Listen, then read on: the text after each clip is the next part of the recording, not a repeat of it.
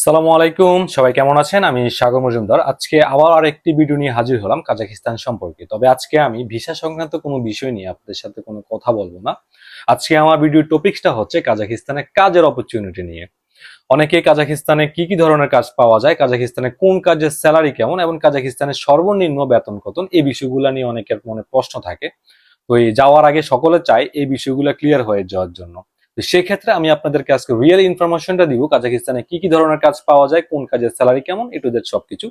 সুতরাং যারা আপনার আমার এই চ্যানেলটিতে নতুন আছেন, অবশ্যই আমার ইউটিউব চ্যানেলটি সাবস্ক্রাইব করে বেল আইকনটি ক্লিক করে রাখবেন এবং আপনারা চাইলে ভিডিও ডেসক্রিপশনে আমার সোশ্যাল মিডিয়া যত লিঙ্ক আছে, ফেসবুক, আমার পেজ, সকল ধরনের লিঙ্ক আমার ডেসক্রিপশনে দেওয়া আছে। আপনারা ওইখান থেকে আমার সাথে সোশ্যাল মিডিয়াতে অ্যাড হয়ে যেতে পারেন। তো এই চলুন আজকে ভিডিওটি শুরু করা যাক। আজকে আমি আপনাদের সামনে শেয়ার করব কাজাকিস্তানে কি কি ধরনের কাজ আমরা বাঙালিরা গিয়ে করতে পারি এবং কাজাকিস্তানের কোন কাজের স্যালারি কেমন এবং কাজাকিস্তানের সর্বনিম্ন বেতন কেমন। তো সেটা শুরু করার আগে আমি আপনাদেরকে আগে কিছু বেসিক ধারণা দিয়ে থাকি। কাজাকিস্তান পৃথিবীর নবমতম বৃহত্তর দেশ হলেও কাজাকিস্তানে কিন্তু প্রচুর পরিমাণে শ্রমিক সংকট আছে। বিশেষ করে কাজাকিস্তানের সরকার প্রতিনিয়ত আহ, নতুন নতুন সিটি তৈরি করছে, যে সিটি গুলাতে আপনার যেই বিল্ডিং যে সাইট গুলো আছে, কনস্ট্রাকশন সাইট গুলা, এগুলাতে কিন্তু সম্পূর্ণ প্রায় 90% কিন্তু ফরেনারদের উপর ডিপেন্ডেন্ট।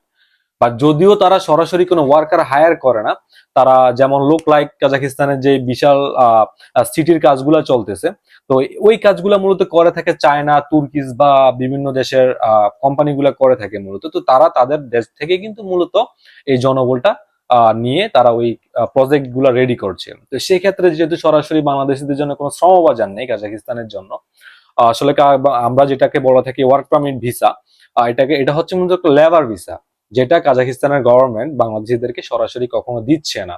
এরপরও আমরা যেটাকে সি3 ভিসা বলে থাকি, সি3 কিন্তু কোনোভাবেই ওয়ার্ক পারমিট ভিসা না। আমি আবারও বলে রাখছি, সি3 আমরা বাঙালিরা গিয়ে যে সি3 ভিসাটা কনভার্ট করে, এটা কিন্তু কোনোভাবে লেবার ভিসা না। আমরা মূলত যে সি3টা কনভার্ট করানো হয় সেটা হচ্ছে যে কোনো একটা কোম্পানির ম্যানেজমেন্ট ডিরেক্টর হতে পারে বা আপনার অ্যাকাউন্টিং ডিরেক্টর হতে পারে। একটা কোম্পানির উচ্চ পদস্থ দুইটা পদ, একটা কোম্পানি থেকে আপনি দুইটা ভিসা কনভার্ট করাতে পারবেন সি3-র জন্য। এটা হাই প্রফেশন হতে পারে, আপনার ম্যানেজমেন্ট ডিপার্টমেন্ট বা আপনার যেই ডিরেক্টরশিপের যে ইয়াগুলা আছে, পদগুলা আছে, এগুলা দেখিয়ে মূলত আপনার ভিসাটা কনভার্ট করানো হয়। তো সেক্ষেত্রে হয় কি, যে কোম্পানি থেকে আপনার ভিসাটা কনভার্ট করানো হয়, তো আপনি ওই কোম্পানিতে কিন্তু কাজ করতে পারবেন না। কারণ আপনাকে উচ্চ পদস্থ দুইটা পদ দেখায় আপনাকে ভিসাটা প্রোভাইড করা হয়েছে, কিন্তু আপনি না জানেন ভাষা, না জানেন ওই রিলেটেড কোনো কাজ, সেক্ষেত্রে আপনি ভিসাটা কনভার্ট করার পরে আপনি কিন্তু কাজ করতে হবে আদার জায়গাতে। তো সেই ক্ষেত্রে এটাকে যারা ওয়ার্ক পারমিট ভিসা বলে তারা সম্পূর্ণ ভুল ধারণা। এটা এটা ওয়ার্ক পারমিট ভিসা না। ওয়ার্ক পারমিট ভিসা হচ্ছে যেটা, ধরেন কোনো কনস্ট্রাকশন কোম্পানি বা কোনো ফ্যাক্টরি যদি সরাসরি আপনাকে লেবার হিসাবে হায়ার করে, সেক্ষেত্রে আপনি ওই কাজাকিস্তান যাওয়ার পর ওই কোম্পানিতে যদি আপনি কাজ করতে পারেন, ওইটা হচ্ছে লেবার ভিসা, যেটা বাংলাদেশের জন্য এখন টোটালি অফ আছে। আর সেই ক্ষেত্রে আপনার দেখা যায় কি, বাংলাদেশে যেহেতু কাজাকিস্তানের কোনো এম্বাসি নেই, সেক্ষেত্রে যদি কেউ কখনো, আমি দেখি নাই লাস্ট 3-4 বছরে, 2023 সালের দিকে এই ওয়ার্ক ভিসাটা চালু ছিল, তাও আবার কি অন্য কান্ট্রি থেকে আপনারা আরেকটা কোম্পানি ধরে যেতে পারবেন, কিন্তু বাংলাদেশ থেকে সরাসরি সিস্টেম নেই বললেই চলে। তো সেক্ষেত্রে অনেক অনেক ধরনের প্রলোভন দেখায় যে সি3 সরাসরি ভিসা, ওয়ার্ক পারমিট ভিসা, এটা আসলে টোটালি মিথ্যা কথা। আপনারা কেউ এই পাদে পা দিবেন না।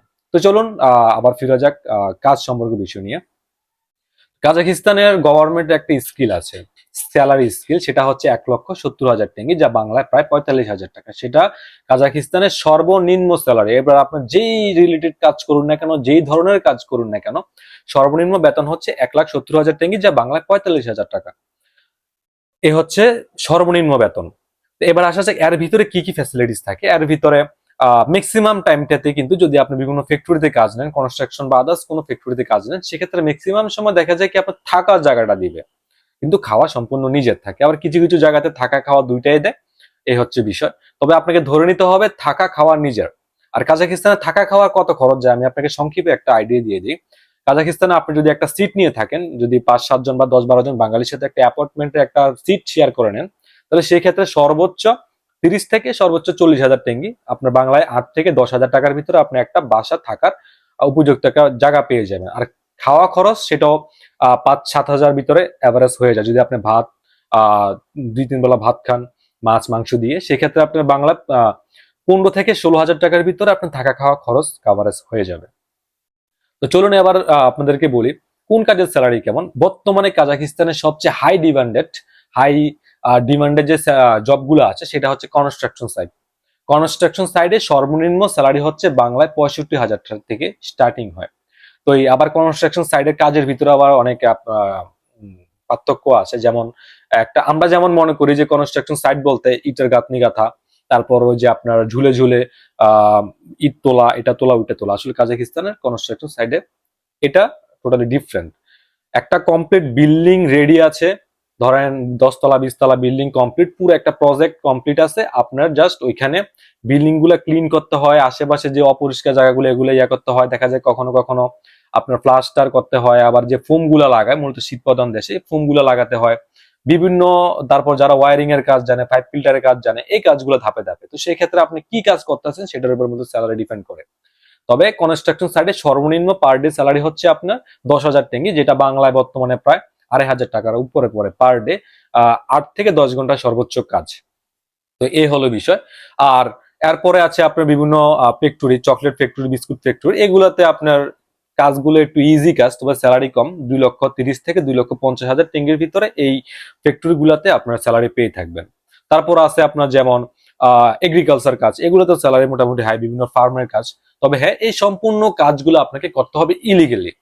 তো সেক্ষেত্রে আমি সাজেস্ট করব এই কাজগুলো মূলত যারা ইলিগাল থাকে, যারা অবৈধ থাকে, মূলত তাদের জন্য কাজগুলো পারফেক্ট। তবে হ্যাঁ, এই কাজগুলো তো অবশ্যই ভাই অনেক পরিশ্রম আছে। যেমন কনস্ট্রাকশন সাইডে আপনার ইটের গাঁথনি না গাঁথলেও কিন্তু কি লেভেলে পরিশ্রম আছে সেটা আপনারা ভালো করে জানেন।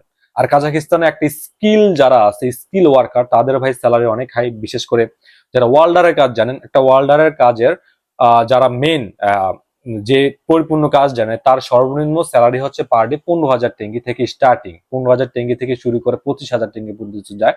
তো আপনারা 15,000 টেঙ্গি বাংলায় প্রায় আপনার 4,000 টাকার মতো পড়ে, 4,000 টাকা মরে পার ডে। তো সেক্ষেত্রে আপনার কাজের উপর ডিপেন্ড করে সেটা 20,000 টেঙ্গি পর্যন্ত যায়।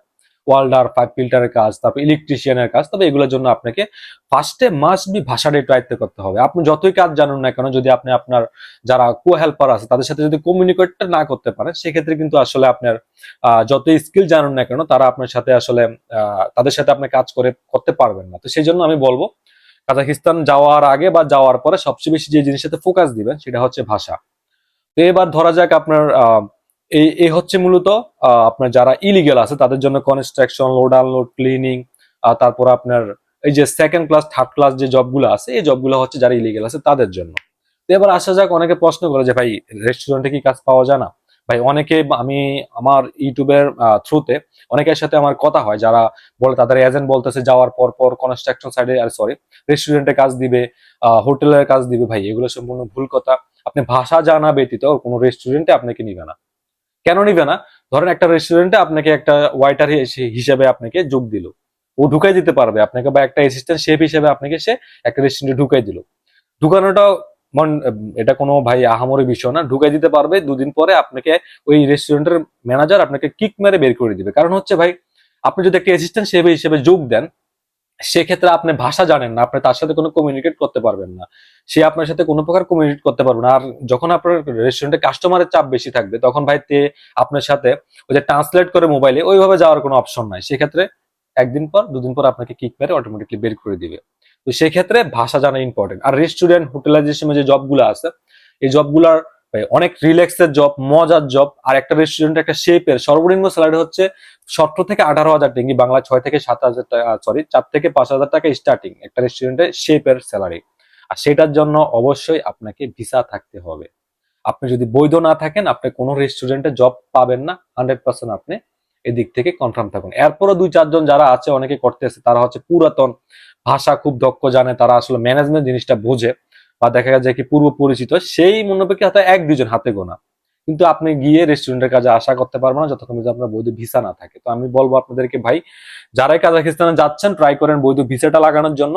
যদি বৈধ ভিসা আপনার থাকে, সেক্ষেত্রে এটা যদিও হোক আপনার কাজ করার পারমিশন নাই, তবে আপনি লিগ্যাল ভাবে থাকতে পারবেন, ফ্রিডমলি আপনি রাস্তাঘাটে চলাফেরা করতে পারবেন, যে কোনো সময় চাইলে দেশে আসতে পারবেন, যেতে পারবেন, বা আদার্স কান্ট্রিতে মুভ করার জন্য বৈধ ভিসাটা আপনার জন্য খুবই ইম্পর্টেন্ট। তো এই হলো বিষয়। তবে আমি আপনাদেরকে বলি, কাজাকিস্তানে কাজ নিয়ে কোনো প্রবলেম নাই, কাজ আপনাকে কখনো হতাশ করবে না। হতাশ করবে যাদের মাধ্যমে যাবেন তারা, বা আপনার আশেপাশে যে বাঙালিগুলো আছে তারা আপনাকে হতাশ করবে। কারণ কাজাকিস্তানে কাজের হিউজ পরিমাণ অপরচুনিটি আছে। আর এখন কাজাকিস্তানে কাজ নিয়ে অনেক বড় স্ক্যাম হচ্ছে। যেমন আগে আমরা দেখতাম, ইভেন আমি নিজে সহ প্রচুর লোককে বিনা পয়সায়, কোনো প্রকার প্রইয়া ছাড়া, বিনা স্বার্থে অনেক লোককে কাজ দিছি। কিন্তু এখন আসলে জিনিসগুলো চেঞ্জ হয়ে গেছে। এখন ধরেন আমার কাছে কাজ আছে, আমি $100 ছাড়া কাজ দিব না। এখন সবাই এটাই, আলাদা একটা বিজনেস, অপশনাল বিজনেস তৈরি হয়ে গেছে। আমার কাছে কাজ আছে, ওইখানে লোক লাগবে আপনি কাজ দিতে, ওইখানে কোম্পানিটাতে আপনি লোকটাকে ঢুকাই দিতে কোনো প্রকার অ্যামাউন্ট দিতে হবে না, পারলে তারা আরো আপনাকে দিবে যে তুই আমাকে একটা লোক দিয়ে হেল্প করছিস। কিন্তু আমরা বাঙালিরা কি করি, $100, $200, $300 পর্যন্ত নিয়ে যায় একটা জবের জন্য। তাও আবার কি কাজ করে টাকা দিতে পারবেন এমন কোনো অপশন নাই ভাই। কাজে ঢোকার আগে আপনাকে পরিপূর্ণ টাকা দিয়ে, ডলার দিয়ে আপনি দেন কাজে ঢুকতে হবে। দেন ঢোকার পর আপনি কাজ 2 দিন করেন, 4 দিন করেন, কাজ চলে যাক, ডাজন্ট ম্যাটার। সো আমি বলবো, যাদের মাধ্যমে যাবেন চেষ্টা করবেন যেন ওরাই আপনাকে কাজ দিয়ে দেয়। আর যদি আদার্স কারোর মাধ্যমে কাজ নিতে চান তাহলে সেক্ষেত্রে আপনাকে ওই যে $100, $200 এটা মাস্ট বি গুনতে হবে। তো আমি আপনাদেরকে সাজেস্ট করব, যাদের মাধ্যমে যাচ্ছেন তাদের কাছ থেকে জেনে বুঝে যাবেন কি ধরনের কাজ দিবে এবং তারা আপনাকে কয়টা কাজ চেঞ্জ করে দিবে। তবে হ্যাঁ, আপনি যদি ভাষাটা আয়ত্ত করতে পারেন, কাজাকিস্তানের বিভিন্ন ইনস্টাগ্রামে বিভিন্ন কাজের সাইট আছে, আপনি ওই সাইট গুলাতে আপনি বিজ্ঞাপনগুলো দেখে আপনি ওদেরকে মেসেজ করে, হোয়াটসঅ্যাপে চ্যাটিং করে আপনি কাজ নিতে পারবেন। কারণ আমি কাজাকিস্তানে যতগুলা কাজ নিছি, আমি প্রত্যেকটা কাজ নিজের কাজ নিজে ম্যানেজ করছি। ইভেন আমি এখন রাইট নাও যে কাজটাতে আমি এখনো পর্যন্ত আমি ইনভলভ আছি, ওই কাজটা পর্যন্ত আমি নিজে নিছি, কারো হেল্প নিতে হয় নাই। ইনস্টাগ্রামে, তারপর ওয়াইল এক্সেলে, কাজাকিস্তানের কিছু জবের ওয়েবসাইট আছে, আপনি সেখান থেকে প্রতিনিয়ত আপনি কাজের বিজ্ঞাপন দেখবেন। শত শত হাজার হাজার বিজ্ঞাপন দেওয়া হয়। আপনি ওইখান থেকে যেটা ভালো লাগে নক করে ইন্টারভিউর জন্য আপনাকে ডাকবে, আপনি ইন্টারভিউ দিবেন।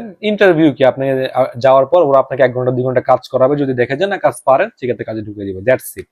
আমি বলবো যারা কাজাকিস্তানে যাবেন অবশ্যই আপনারা এই কাজের বিষয়টা ক্লিয়ার হয়ে যাবেন। তবে হ্যাঁ, কাজাকিস্তানে যদি আপনি পরিশ্রম করতে পারেন, কাজাকিস্তান আপনাকে কখনো হতাশ করবে না। কারণ এমনও মানুষ আছে যাওয়ার 1 মাস 2 মাস পর থেকে স্টার্টিং স্যালারি হচ্ছে 80,000 থেকে 90,000 টাকা পর্যন্ত হয়ে যায়। আর আপনি যদি লাশ সাহেবের বাচ্চা হন, বা আপনি দেশে অনেক কিছু করেন নাই, পেটটা ধুয়ে খান নাই, প্রবাসে যাওয়ার পর বসে থাকেন, যার মাধ্যমে গেছেন সে কাজ দিবে আপনাকে মাসে 80,000 টাকা 70,000 টাকা স্যালারি, ঠিক আছে, আপনি বসে বসে আপনার হাতে টাকা চলে আসবে, এমন হলে আপনি কিছু করতে পারবেন না। আপনি ওই যে বসে থাকতে হবে, না দেশে বেক আসতে হবে। যদি পরিশ্রম করার ইন্টেনশন থাকে, আপনি কাজাকিস্তান না পৃথিবীর যে কোনো কান্ট্রিতে যান, আপনি টাকা ইনকাম করতে পারবেন ভাই। তো এরপরও কাজ সংক্রান্ত বিষয়ে যদি কারো কোনো বিষয় জানার থাকে আমাকে নক দিবেন হোয়াটসঅ্যাপে। আমার নিচে ডিসক্রিপশন হোয়াটসঅ্যাপের লিঙ্ক দেওয়া আছে, অবশ্যই আমাকে হোয়াটসঅ্যাপে নক দিবেন, বা আমার ইউটিউবে আমাকে কমেন্ট করবেন, আমি রিপ্লাই দেওয়ার চেষ্টা করবো। সকলে ভালো থাকবেন। আসসালামু আলাইকুম।